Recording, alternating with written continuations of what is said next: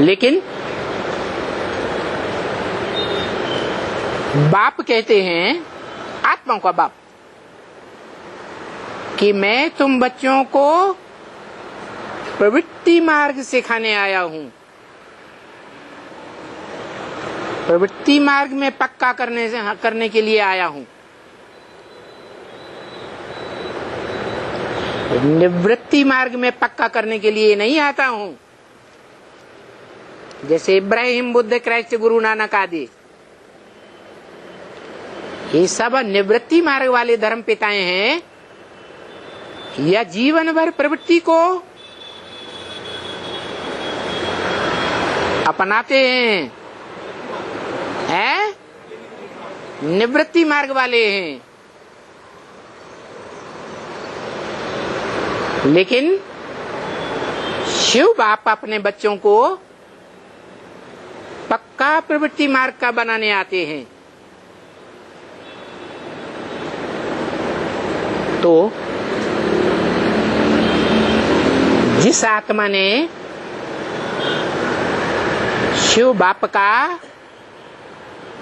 पूरा ही ज्ञान ग्रास्प कर लिया,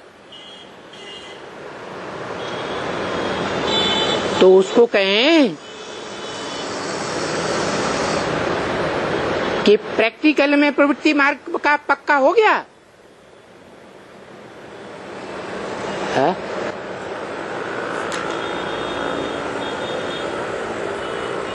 अरे कहें नहीं, क्यों नहीं कहें?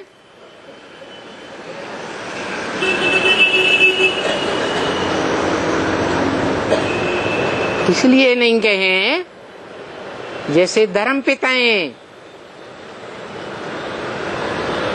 अपने धर्म में प्रवृत्ति मार्ग के जीवन भर पक्के होकर के नहीं रहते।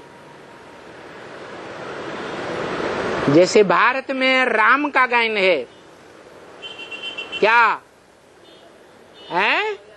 मर्यादा पुरुषोत्तम, सारा जीवन एक के साथ प्रवृत्ति निभाना। ऐसे प्रवृत्ति मार्ग वाले धर्म पिताएं नहीं हुआ करते, वो सब विदेशी हैं, विधर्मी हैं। शिव बाप आकर के प्रवृत्ति मार्ग के देवी देवताओं की दुनिया स्थापन करते हैं। तो वो प्रवृत्ति मार्ग की दुनिया प्रैक्टिकल में स्थापन करने वाला शिव बाप तो है ही नहीं। वो करता है या अकर्ता है? वो अकर्ता है। और जिसमें प्रवेश करता है उसके द्वारा बोलता है, मैं विदेशी बन करके आया हुआ हूं। क्या बोलता है? विदेशी बन करके आया हुआ हूं। तो प्रवृत्ति मार्ग का पक्का होगा? हा? अरे विदेशी है, विदेशी बनकर आया है, तो प्रवृत्ति मार्ग का पक्का कहें? कहें या नहीं कहें? नहीं कह सकते। जैसे विदेशी हैं, उनमें प्रवृत्ति की जीवन भर की पक्की आदत नहीं देखी जा सकती। उनकी आत्मा में ये स्वभाव संस्कार भरा हुआ है, जीवन भर एक में प्रवृत्ति निभा कर नहीं रह सकते।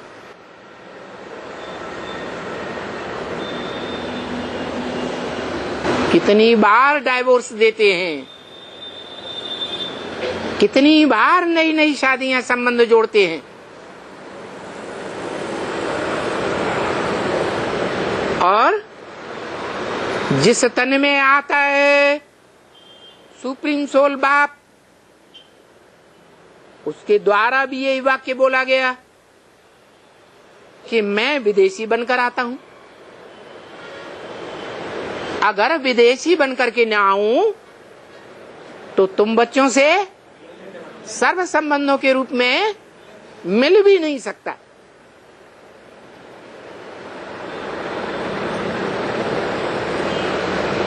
तो कहें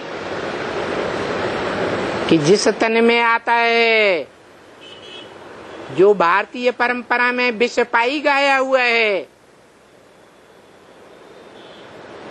और विष कहा ही जाता है पराई स्त्री पर पुरुष को,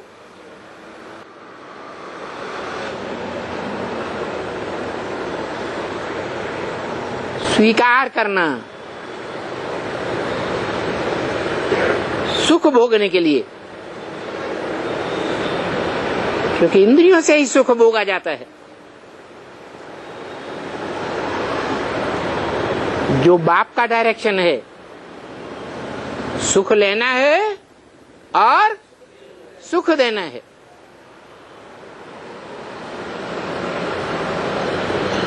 लेकिन ये तो नहीं कहा कि अनेकों के साथ सुख लेना है और सुख देना है। कहा है? नहीं कहा। तो जिस तन में आता है, वो तन वाली जो आत्मा है,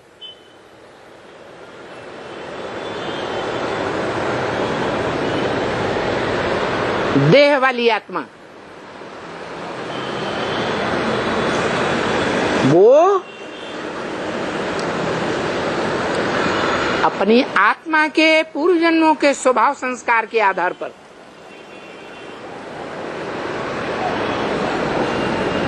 विदेशी बनी पड़ी है,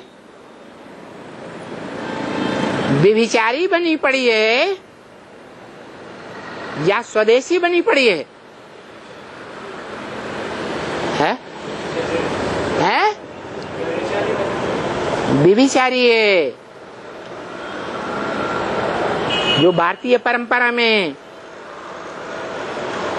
शंकर एकमात्र व्यक्तित्व है, जिसको दिखाया है विष पाई, और वो ही व्यक्तित्व दिखाया जाता है कि उसका विनाश कभी नहीं होता। वो इस सच्चे रूपी रंगमंच पर सदा कायम है।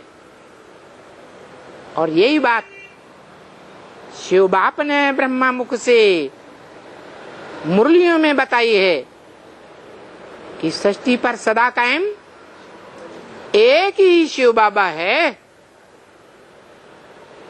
और कोई चीज, कोई व्यक्तित्व नहीं। इससे साबित हुआ कि जो इस सृष्टि पर सदा कायम है, उसकी आत्मा ही सदा कायम है, या पांच तत्वों का जड़ शरीर भी कायम है? जड़ शरीर भी कायम है। उसके जड़ शरीर के पांच तत्व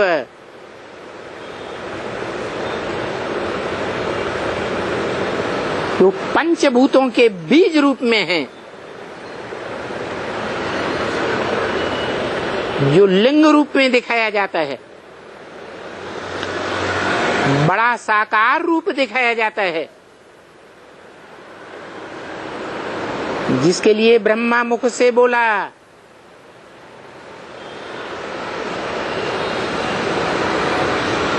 तुम्हें बाप का सूक्ष्म रूप ज्योति बिंदु नहीं याद आता है, तो क्या करो? बड़े रूप को ही याद करो। ऐसा क्यों बोला? वो बड़ा रूप अविनाशी है क्या? है? हाँ जी, बड़ा रूप भी अविनाशी है। अविनाशी को याद करेंगे तो अविनाशी बनेंगे, ऑलराउंड पार्टधारी बनेंगे, नंबरवार। जैसे को याद करेंगे वैसे ही बनेंगे, और जितना याद करेंगे उतना ही अविनाशी बनेंगे।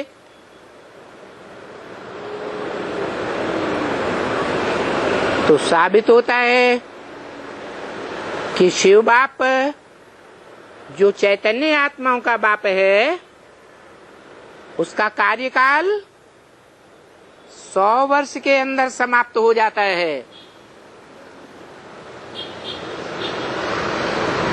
जो सृष्टि रूपी रंगमंच की 500-700 करोड़ मनुष्य आत्माएं हैं, वो चैतन्य आत्माओं के बाप सुप्रीम सोल को पहचान लेती हैं कि इस सृष्टि रूपी रंगमंच पर वो सुप्रीम सोल किस मनुष्य के तन के द्वारा पार्ट बजा करके उसे आप समान बनाकर जाता है। अपने अकूट ज्ञान भंडार की सारी अथॉरिटी देकर जाता है। जिस अकूट ज्ञान भंडार के आधार पर वो आत्मा संसार में योगीश्वर के नाम रूप से प्रसिद्ध होती है।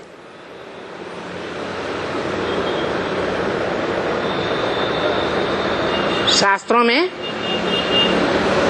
3 ही रूप हैं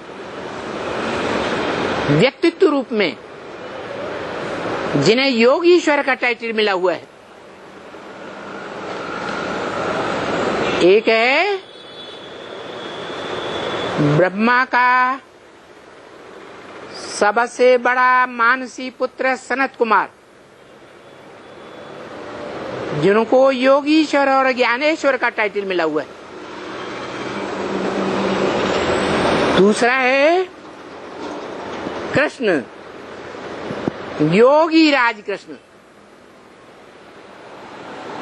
और तीसरा है शंकर,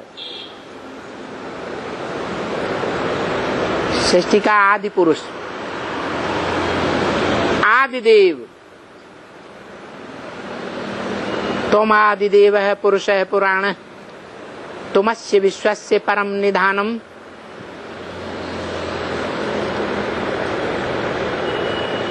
जगत का आधार बताया है,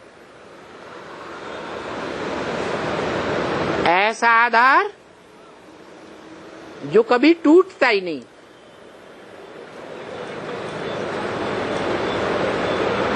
अखंड आधार है, जिसको काल कभी खाता ही नहीं।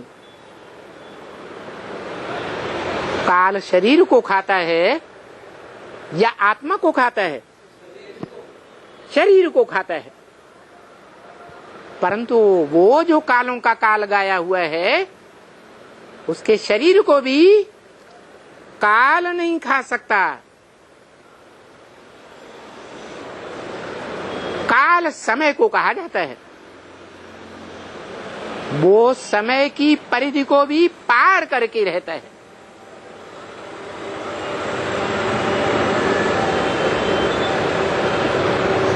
समय की परिधि कौन से लोक में नहीं है? जहां से परम धाम, जैसे इस साकार सृष्टि में हर मनुष्य आत्मा 3 अवस्थाओं से पसार होती है। एक है साकारी जागृत रूप,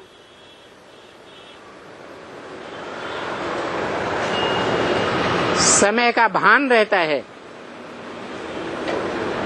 दूसरा है आकारी स्टेज,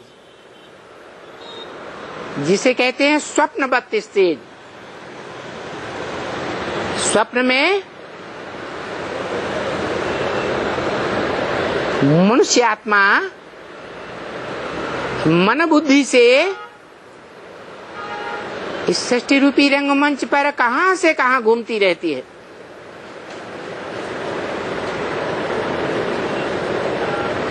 ये सूक्ष्म स्टेज है,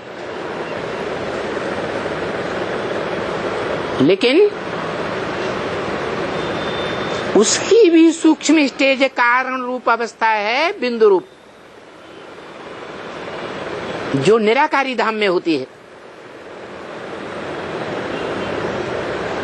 जैसे मनुष्य जब गहरी नींद में सो जाता है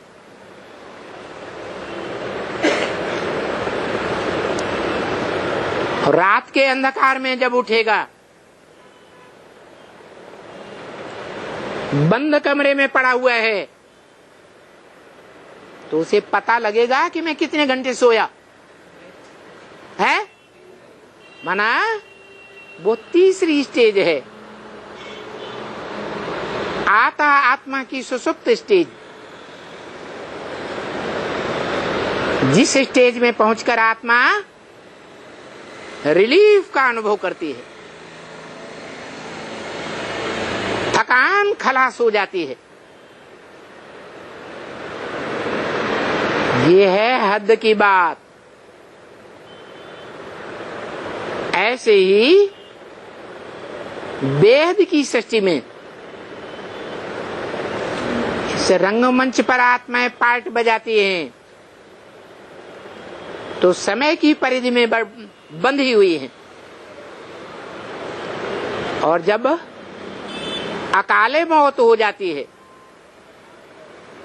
सूक्ष्म शरीर धारण करती हैं, जिन्हें भूत प्रेत आत्मा कहा जाता है, वो बीच की स्टेज है,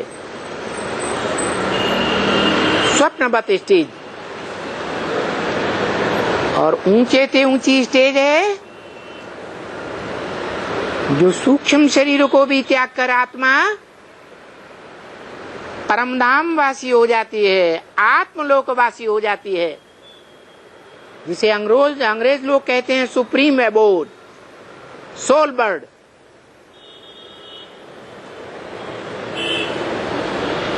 तो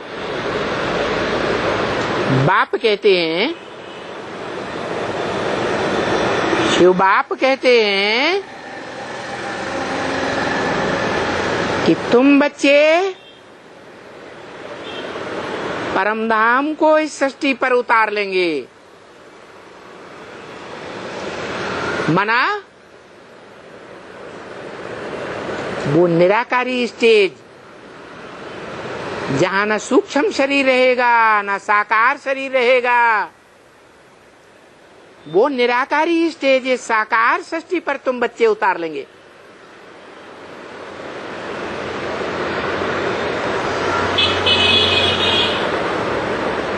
तो हर एक बच्चा एक साथ परमधाम को इस सृष्टि पर उतारेगा। यह नंबरवार की बात है। तो अव्वल नंबर में कोई होगा या नहीं होगा? है अव्वल नंबर में जो बच्चा है वो ही बच्चे के लिए बोला, बाप को याद करो, स्वर्ग को याद करो, अपने घर को याद करो। एक को याद करें या तीन तीन को याद करें? है तीनों जो अवस्थाएं हैं वो कोई एक व्यक्तित्व है जिसमें तीनों अवस्थाएं समाई हुई हैं। उसको याद करने से अंदर में खुशी आ जाती है। जो आनंद का सागर कहा जाता है। आनंद का सूर्य नहीं कहा जाता। सूर्य, पृथ्वी, सागर, चंद्रमा और सितारों से सदा परे होकर रहता है या सूर्य इनसे अटैचमेंट में होकर रहता है।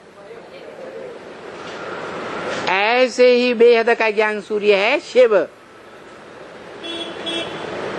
इस सृष्टि रूपी रंगमंच पर आता है तो जिसमें प्रवेश करता है उसको अपना टाइटल देता है सूर्य, जो गीता में लिखा हुआ है। मैं इस सृष्टि पर आता हूं तो पहले पहले किसको ज्ञान देता हूं? है किसको? सूर्य को ज्ञान देता हूं। तो सूर्य टाइटल है या वास्तव में सूर्य है? टाइटल है। वास्तव में वो ज्ञान सागर है, जो सागर पृथ्वी के अटैचमेंट में रहता है, जिसे धरणी माता कहा जाता है। वो धरणी माता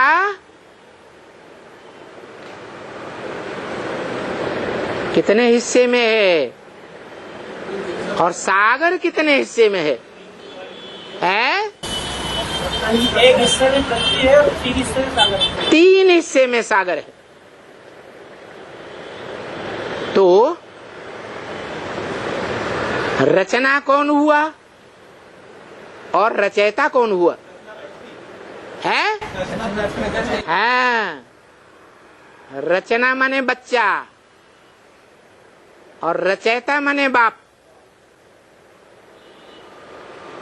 बच्चा बाप की गोद में होता है या बच्चे की गोद में बाप होता है? है? तो पहली रचना है पृथ्वी, धरणी। जो धरणी पंच तत्वों में से एक मुख्य तत्व है। जिस धरणी रूपी तत्व में 5 ही तत्व समाये हुए हैं।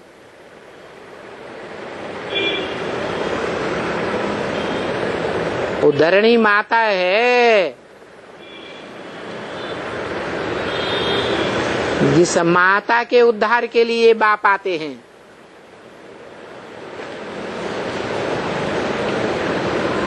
किस बात के लिए आते हैं? हैं? हर 2 शब्दों को मिलकर के बनता है उद्धार।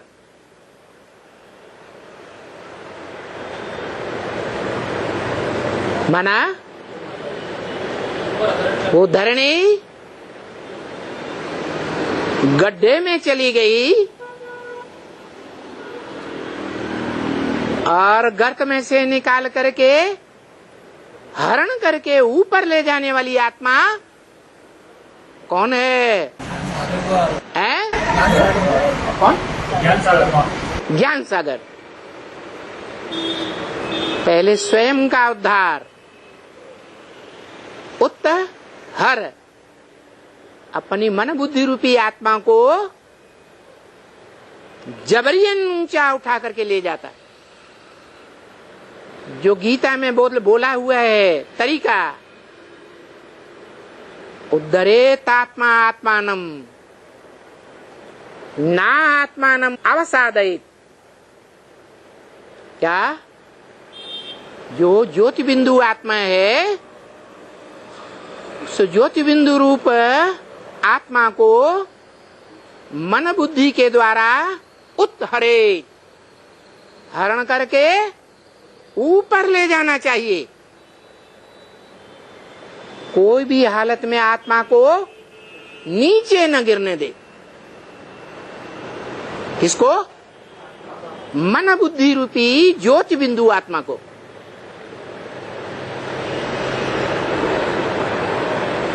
कोई भी हालत में का मतलब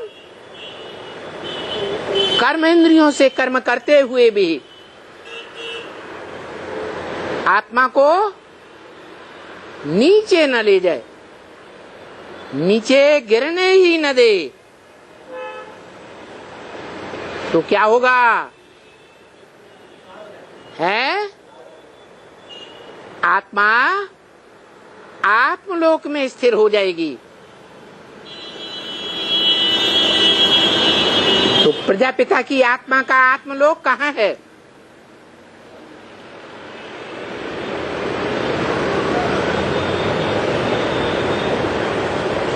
तुम बच्चे परम धाम को इस सृष्टि पर उतार लेंगे।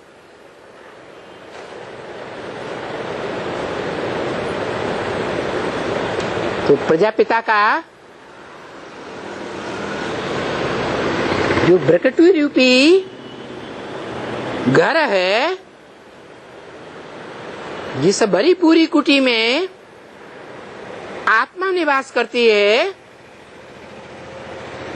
वो सदा काल के लिए उस स्टेज में स्थिर हो जाए जिसके लिए बोला मन मना भव, मेरे मन में समा जा। किसने बोला है? शिव बाप ने। शिव बाप को तो अपना मन ही नहीं है, वो तो सदा मन है, कभी बेचैन होता ही नहीं। जिसमें प्रवेश करता है उसको अपना कहने योग्य एक ही आत्मा है। उसे मन कहो दिल कहो। बताओ, इस सृष्टि रूपी रंगमंच पर 84 जन्मों के बीच में कौन सी आत्मा है जो मनुष्य सृष्टि रूपी जो बीज है, उस बीज का मन कहो दिल कहो।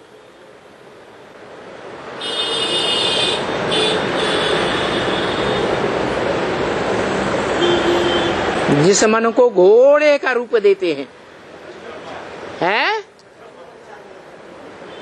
ब्रह्मा वाली आत्मा जो सृष्टि रूपी रंगमंच पर पहला पत्ता बन के आती है।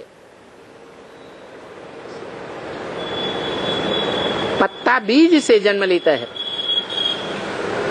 इस मनुष्य सृष्टि का बीज कौन हुआ है? शिव बाप नहीं, शिव बाबा हुआ, जिसे नारायण कहा जाता है। नारायण का अर्थ और भारत का अर्थ एक ही है। नारायण, नार माने ज्ञान जल, आयन माने घर। जिसका घर कहाँ है? ज्ञान जल में जिसका घर है।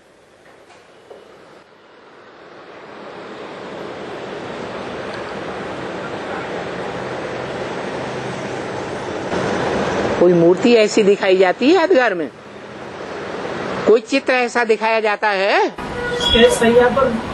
हाँ जी, विष्णु जो परम पद है, जिसे गीता में कहा गया परमात्मा इति उदाहृत, उसे परमात्मा कहा जाता है। ये तीसरी प्रकार की आत्मा है। क्षरित हो रही या होती हुई आत्माओं के बीच एक ही आत्मा ऐसी है जो अक्षर स्टेज को धारण कर लेती है फॉर द टाइम बिंग, खास संगम युग के लिए। वो सृष्टि के आदिकाल की बात है, सदा काल की बात नहीं है। विष्णु के रूप में शेष शैया पर आराम करते हुए जिसे दिखाया जाता है। शेष शैया काहे की है? सर्प सर्पणियों की शेष शैया है। सर्प सर्पणियों की शैया के ऊपर आराम से लेटा हुआ है।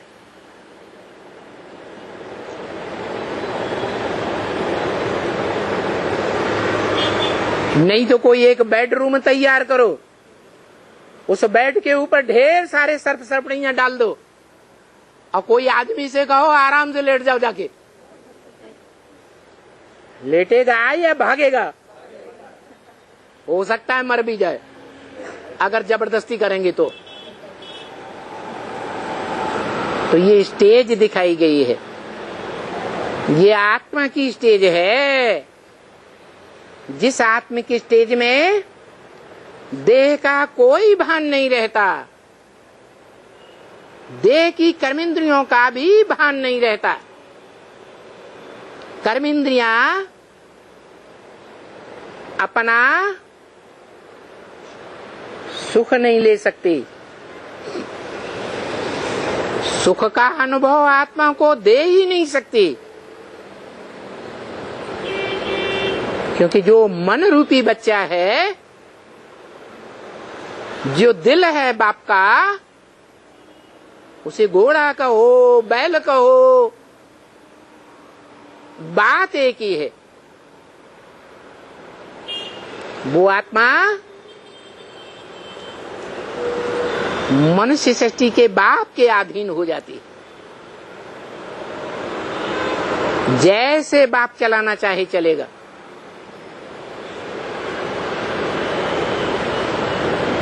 उसको कहते हैं मनमना भव, मेरे मन में समा जा, अर्थात मेरे मन में जो संकल्प चलते हैं ज्ञान के, ईश्वरीय ज्ञान युक्त, गीता ज्ञान से भरे पूरे, वो ही संकल्प उस बाप के बच्चे में, जिसे लगते जिगर भी कहते हैं दुनिया में, बाप का बड़ा बच्चा दिल होता है।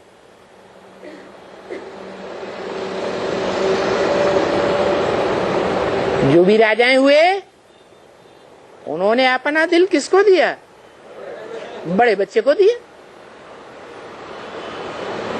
तो ये दो आत्माएं हैं इस सच रूपी रंगमंच पर। इन दो आत्माओं की प्रवृत्ति है प्रैक्टिकल में, पहली प्रवृत्ति एक बाप के रूप में और एक माता के रूप में। वो माता पहली रचना है, साकार रूप में पार्ट बजाने वाली, परंतु तन पुरुष का है या स्त्री चोला है? पुरुष का तन है, इसलिए प्रैक्टिकल कहा जाएगा, है? प्रैक्टिकल नहीं कहा जा सकता। इसलिए दाढ़ी मूछ वाले ब्रह्मा की पूजा नहीं होती। दाढ़ी मूछ वाले ब्रह्मा की मूर्तियां अब चित्र नहीं बनाए जाते, मंदिर नहीं बनाए जाते। वो ही दाढ़ी मूछ वाला ब्रह्मा शरीर छोड़ने के बाद कोई माता में प्रवेश करके पार्ट बजाता है तो संपूर्ण माता के रूप में पूजा जाता है, जिसे कहा जाता है जगत अम्बा, सारे जगत की अम्बा। बड़े थे बड़ी माँ,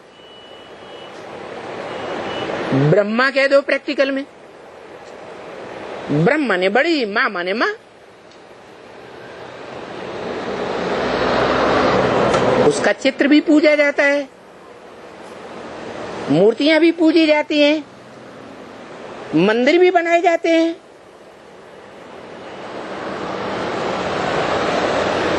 वो जगदम्बा जो महाकाली का रूप धारण करती है, सारी मनुष्य सृष्टि की मनुष्य आत्माओं को अपनी गोद का बच्चा बना लेती है। क्या? गोद का बच्चा बनाना माने बच्चे पूरे अधीन हो जाते हैं, गोद के माता के अधीन हो जाते हैं कि स्वाधीन होते हैं, आधीन हो जाते हैं। उस जगत माता महाकाली के मस्तक पर कौन दिखाते हैं? है अर्ध चंद्रमा दिखाते हैं, अधूरा चंद्रमा। वो ब्रह्मा रूपी चंद्रमा की यादगार है, जो उसमें प्रवेश करके पार्ट बजाता है। वो आत्मा है जिस शरीर रूपी रथ में प्रवेश करता है, उस शरीरधारी की आत्मा आधार है।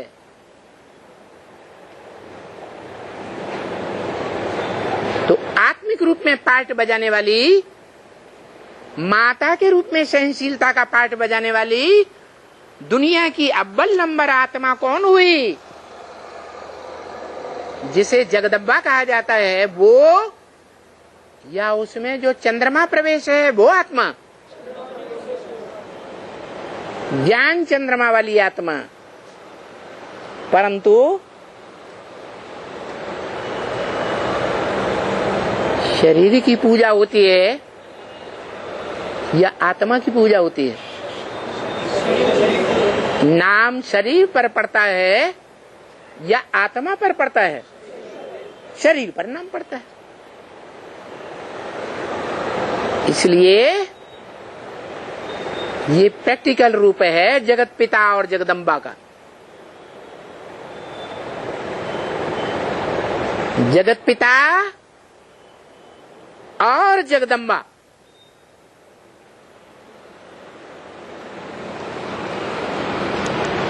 असली रूप में किसे कहें?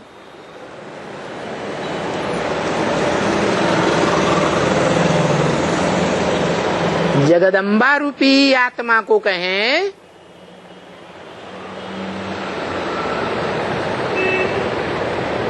जो महाकाल के साथ महाकाली का पार्ट बजाती है।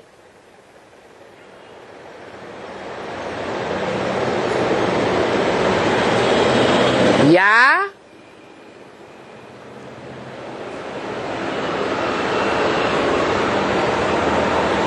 छोटी माँ को कहें,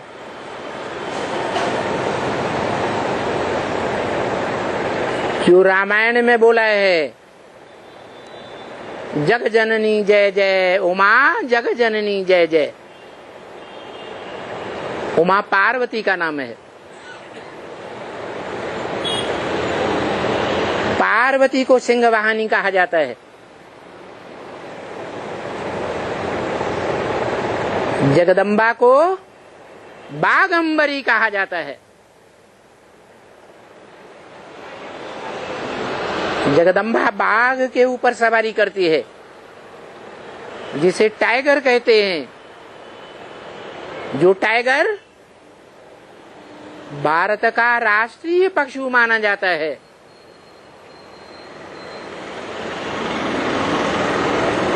क्यों?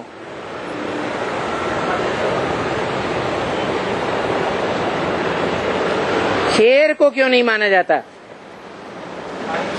लायन, बबर शेर, चौड़े सिर वाला।